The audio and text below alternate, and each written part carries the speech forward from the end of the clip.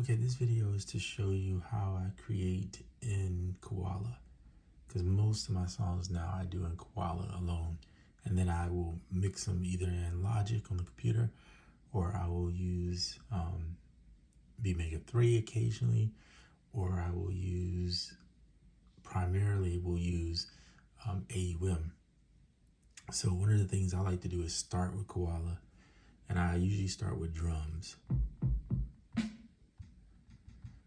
And so it doesn't take a lot of drums to make a song. To me, I feel like if you have your basic parts, your kick, snare, and then a hat, and these are some percussive portions. So I put that together and came up with a beat. So it sounds like this. Oops, hold on a second, let me mute that bass so you can just hear that. Okay.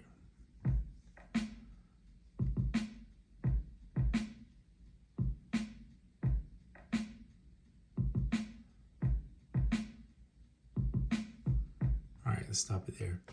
So what I'm doing is I'm one shot, making these one shots, right? So all my drums are one shots. If I'm gonna use multiple hats, then I'll use a choke group and probably put like, especially if I have an open hat that kind of extends out, I probably will have that on like a choke group 1 with the hat so that it cuts it off. But nothing really complicated, just a one shot on a one shot, snare, kick, or hat. Same thing with the percussive stuff. No choke groups on those. You can if you're gonna do it that way, but I didn't need it. Okay, so here's what it looks like inside here. Looks like I did use, on this particular one, I did use note repeat. So let's say I wanna do the hats, but I don't wanna sit here or I want some velocity changes in them. Choose that, press the piano, choose that, and then up here you'll see note repeat. Click note repeat. Right here, click velocity. Now, you can move them up. So if you want to vary the hats, just move your finger up and down, whether it's going to be an 8th, 16th, or etc., or whatever. All right, so there's your variation of the hats. Drums again.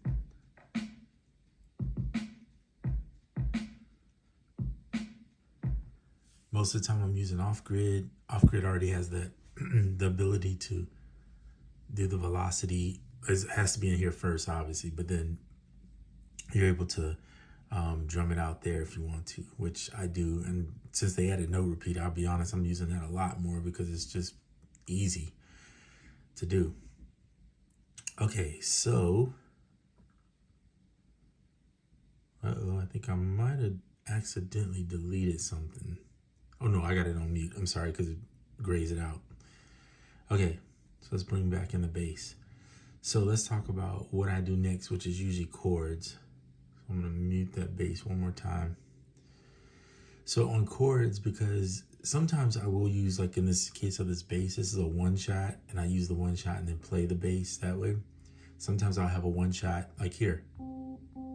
It's just an instrument, right? So look at this sample here. That's a one shot. And then if I want to use the one shot, which I'll go ahead and show you this now since this is here. Again, click that, choose the one shot, and instead of being on there, I'll go to the keyboard. And I'll usually play in chromatic.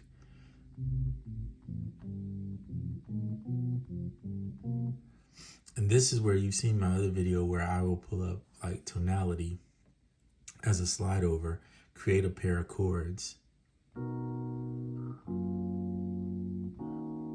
you can see it playing. If I can move my hands down here.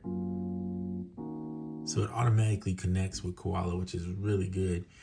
So you can use tonality, create some chord progressions. And up here, you'll notice my layout. I typically have the randomized chord intensity, so it'll give it a little variation. Randomized note velocity. I'm not gonna get totally in there. I think I have a video where I show you all that. So there you have it. Just throw that to the side, and there's the tab if you need to pull it back. So if I'm gonna use that feature, I'm not doing that right now. I did not create that one this way. So what I did with this one was I used AUM. So basically I opened AUM.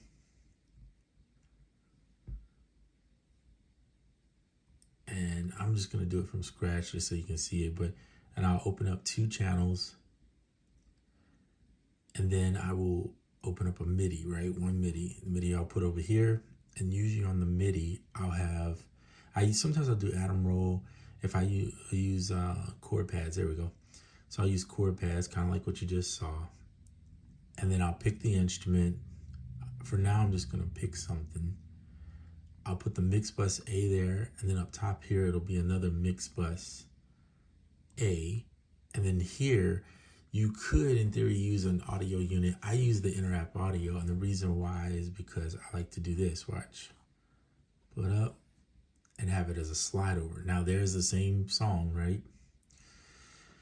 So if you go into here, touch there, now you see it's an IAA.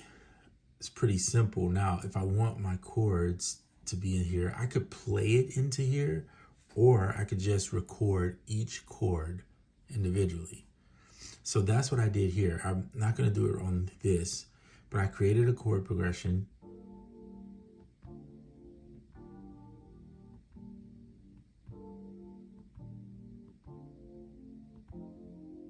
That's the chord progression. I put them in the order I wanted to play them. And so now I have them here instead of having to go back to here, the opening time. I do have it saved, but the purpose of this was just to show you any instrument, like you'll see over here that I'm actually playing out the instrument is generally like that. On the bass, in this particular case, I have a 1 shot, and I'll show you that next. Okay, let's turn that off. Get out of here. We'll have to close this down because it's hosted in the other one. So just open it back up. There you are. So there's the chords. So this is what that sounds like.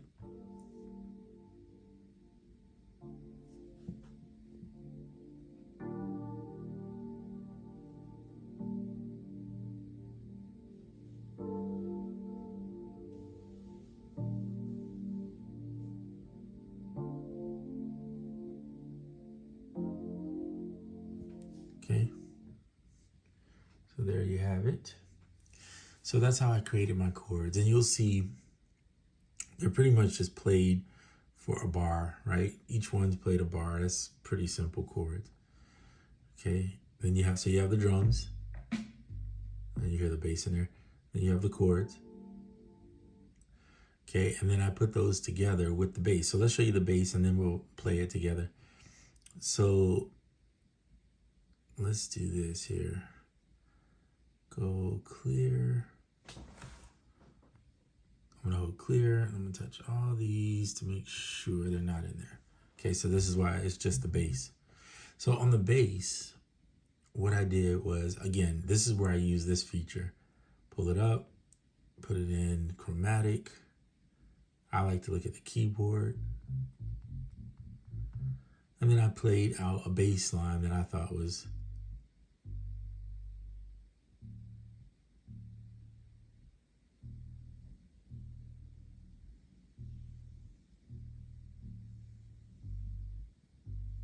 comparable.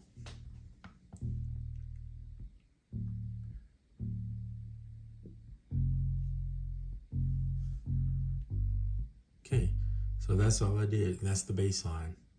So then I put the bass line, the drums, and the chords together, and this is what I have. Let me make sure it's not too loud.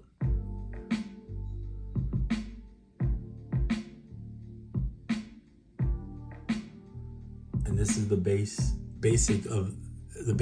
of the song. I mean, this is pretty much what the song is.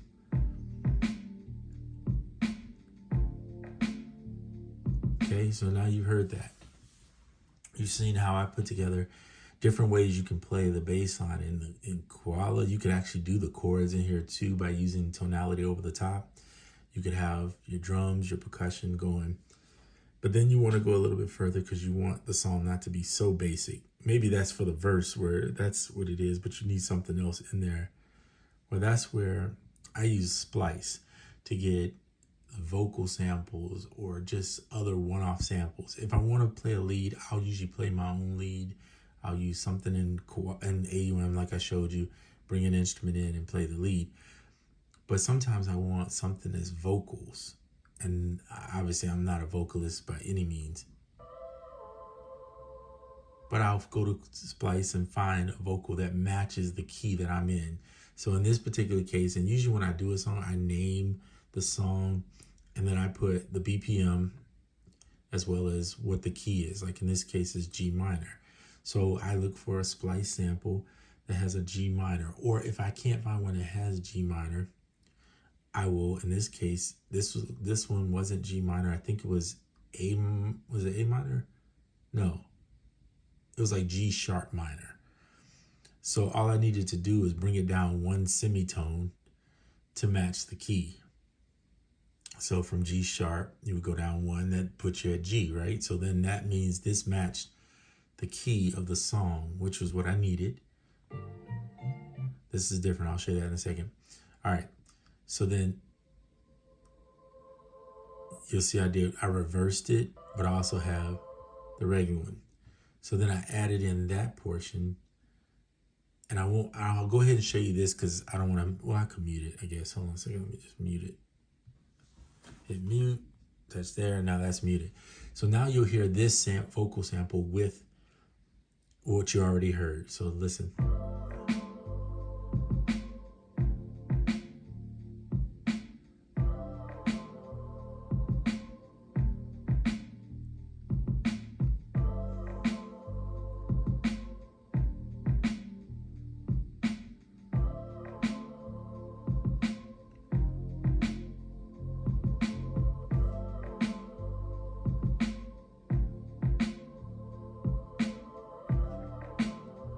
So you see how, and I just added that in just now, but you'll see what you can do with vocal samples, little small chops of a sample, because this sample is actually bigger than I believe. Let me see. Yeah. So I see I just took a piece of the sample off and built that little sound. All right. So there you have it. So that's the vocal part. So then what I wanted to do was, we'll bring this back in, was I didn't feel like playing the lead. Sometimes I just don't want to do it. Sometimes I do. I picked up one from Splice that I thought fit really nice. And it was the key of the song. So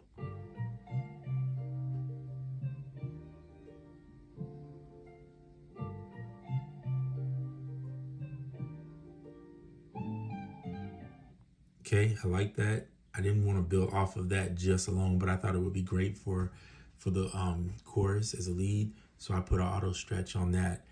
When you auto stretch in Koala, it will match the master tempo. So the master tempo is at 86. So it knows to match it. It gives you the bars. Of course, so you can go in there and tweak that and adjust it however you want it. I'm not going to do all that. I just kept it at that tempo. That was fine. I knew the riff. I knew the key, what it was, because Splice told me what that key was. So I used that. And then I put that together with the vocal samples to make the chorus just a little bit thicker. So you have more going on. And this is what it came up with.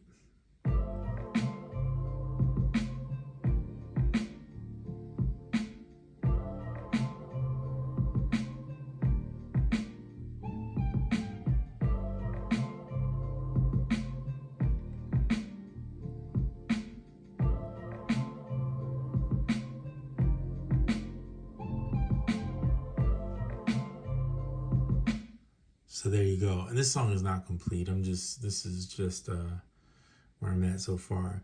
Performance, I usually put a little reverb on everything, just a little bit over the whole track. I don't know why, it just feels like it cohesively brings it together for some reason. And maybe it's in my mind, but it is what it is. So there you have it. And then of course you can go in and do effects and, oops, put that reverb back in.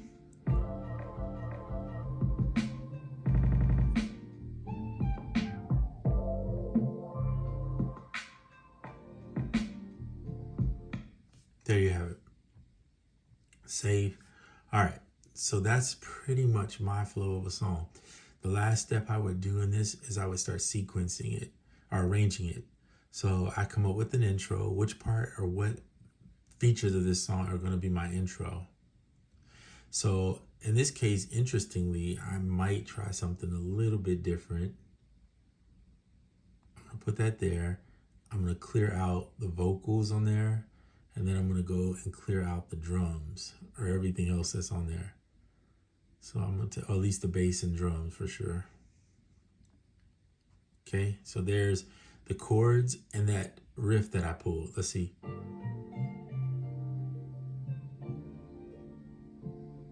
Not bad, I like it.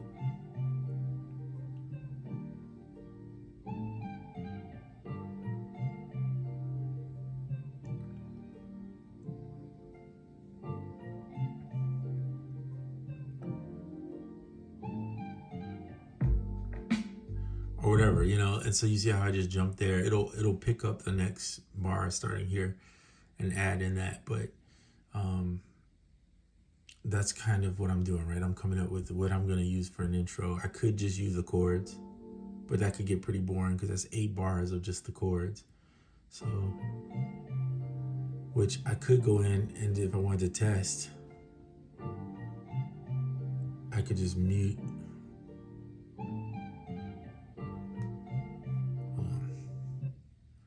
Not sure if it lets you, it should let you mute while you're, yeah. So let's see if we did this. And now what we do is bring the chords in on the second half instead of the first half, just to give it some variation.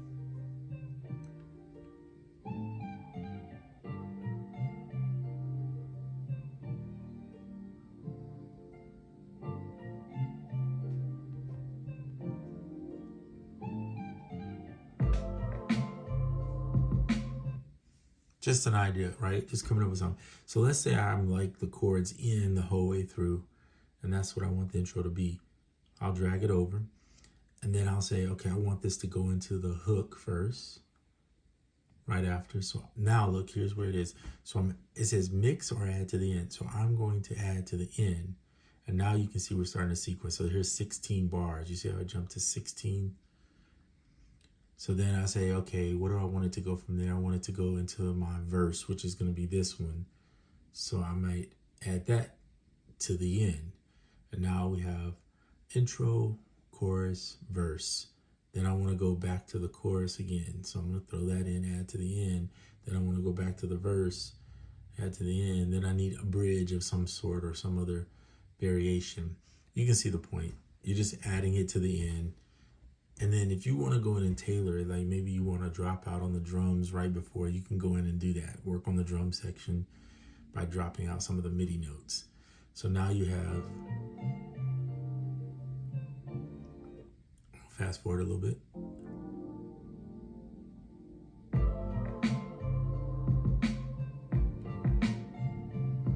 It's a little off, but that's okay. That's one of the things. There are some little glitchy things I wish it was fixed, but being able to get it where you can skip ahead and then not mess up the other portion of the track. But that's just, it's audio. So you're working with audio. You have to just bear with it. So you could do all that final editing if you want. You could actually do it in Logic or whatever other. You can move it there and then do that final little touch-ups and stuff that you want to move out. Beatmaker 3, another good one you can use to do your final mix if you want. So we're at 40 bars, which is pretty good. I would probably, after that verse, put a bridge in of some sort. So I might go in and do something to tweak out and make a bridge. One thing you can do to make a bridge that's fun is if your key is, let's say you're in the key of G minor, you can find out what's the relative major of that key, right? So what's the major of G minor? Well, a quick way to figure that out is tonality. Go in here, the little ones are G, right? So find the G, click the magnifying glass, and now the major of that would be B flat. It's right above it, right? Because if you go out of that, you can see the bigger one is the major of it. So it's there right there. So it's B flat. So what you could do is, for a bridge, this is just an idea, and I'm not going to actually fully do it, is you could create this riff, these bars, and then transpose or change the pitch of it to make it match the a different key. Basically, you're just changing it to a different key is all you're doing, right? And you could do that in tonality too. You could create, let's say you created, I'm just using these 3 chords as an example. These are your 3 chords throughout the whole song, but you want a bridge that's different. You could take this and then transpose them and make the actual minor. Like in this case, this is a major key, so you can make the minor key of that, right? The relative minor, and then use that as the bridge. Just an idea, or create totally different chord progression within the same thing. It's up to you. I'm just throwing that out there. All right. So that could be the bridge, and then you could finish out that way, or you could just make the bridge, the intro could be the bridge too, or just the, let's say you go here, just this sample. You could just pitch this sample if you wanted to something else and make it a totally different key, and that would be the bridge. There's so many ways to do it. Anyway, it's up to you. That's your creative aspect of it to figure out how you want to do that. But the point is that's how I create in here. Then when I export, I'm going to export as, now if you're using Ableton, you can literally make this an Ableton live set and throw it in there. But I'm not going there because I don't use Ableton. I like Ableton, but I don't use it. All right, so we would go with the current sequence because you're going to stem off of this. But if you wanted to, you can make each part, like here I have the chords, the bass, here's the drums. I could take the, wait, let's go here. No, cancel that. Touch here and clear the bass out of that. So now I have the drums, here's the bass, here's the chords. And you could take those parts and then send just these sequences to wherever and then resequence the song however you want it, or just take this one. This was usually what I would do. And then I export this sequence to stems. So you'll see if I go the current sequence, it'll ask you whether you want to mix it. If you mix it, it's everything just as one wave file, right? Or you can put it in stems. It's going to break everything down into stems. It's your choice on that one. The other option is take this, save this, and send it to AUM. And then when you get into AUM, you can, let's say you want your kicks obviously on the same group. You can, well, you'll see it when you put it into AUM as an AUV3, that you'll have the option to put this on one channel, right? So you put each piece that you want on different channels. Maybe you don't like to put your drums on the same channel. You can put your kicks on one, the snare on one, the hats on one, percussion on one, right? However you want to do it, and then mix it into there. And it will, that's the easier way to me. But the only way that works really well to my opinion is if you're going to go ahead and arrange in here. If you're not going to arrange in Koala and you want to arrange in a different thing, there's no point in doing all that. But if you arrange in here, then you can do the mix in AUM, and it works out really well. So you got a lot of options. It's up to you to figure out which option works for you best. Play around with them and figure it out and go from there. So that's pretty much what I do to make a song. It may seem like a lot to some, but once you get into your routine of doing it, you kind of get used to what your flow is. And just, figure out that and make it work. All right, this video is 24 minutes long. This is the end of it. I'm going to get off. But enjoy, and if you have any questions, you know where to drop them at. And yeah, I hope you guys learned something or maybe picked up something you can add to your workflow. All right.